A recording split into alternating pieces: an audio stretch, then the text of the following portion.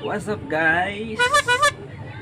Marahil ay nagtataka kayo kung bakit napakabagal ng internet nyo kahit 4G naman sa area nyo or naka wifi na kayo, Globe modem or PLDT, smart, ganyan, naka 4G, naka LTE pero mabagal pa rin po kasi po ang kadahilanan po niyan ay congested na yung area nyo. Kaya may tinatawag po tayong band selection. Sa band selection na yon, marami pong pagpipilian na band. Baka makapili tayo doon ng mas magandang internet. Kagaya ng nasa video, tuturo ko po sa inyo. At paano ba malalaman ang band selection? Using our phone, smartphone, ganyan. Ako, ito yung ginagamit ko, Redmi C3. Hindi po ito sponsor. Pwede po natin malaman dito kung saan band tayo nakakonect, or pwede natin i-band, lock band na, tama ba? Band. Basta ganun. Marami kasi, depende sa area natin, baka maraming band na nakukuha o nasasagap ang ating mga cellphone or wifi modem. So, pwede natin yun i-lock, pwede natin i-testing, ganyan, para malaman lang. Kasi minsan kung naka-default lang siya, 4G nga yung signal natin pero napakabagal ng internet, halos 1 gig lang or mas mababa pa, depende lalo na kung peak hours, ganyan, sobrang bagal ng internet. Kaya kung gusto nyo malaman guys, tara, umpisa na natin. Guys, tapusin nyo po yung video at para malaman nyo po kung paano natin nagawa.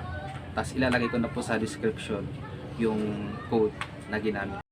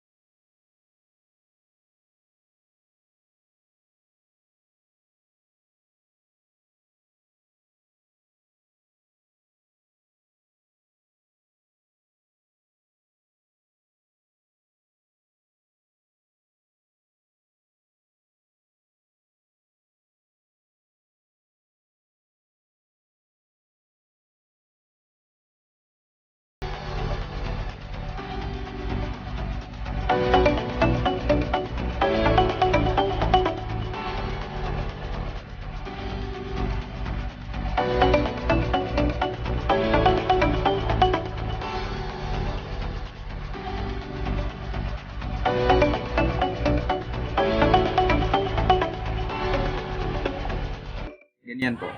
Pareha silang 4G pero yung band 1, yan ang pinakamalakas sa area namin. Yung band 3, sobrang hina. Halos wala pa siyang 1 gig, 1 Mbps, ganon. Pero mataas yung upload niya. Yung band 1 naman, sobrang lakas niya. Umaabot ng 15 Mbps yan, pataas. Kasi nga po, hindi pa yung congested yung band 1 na yon. Okay. So, yun lang po. Maraming salamat. At sana po nakatulong kahit pa paano.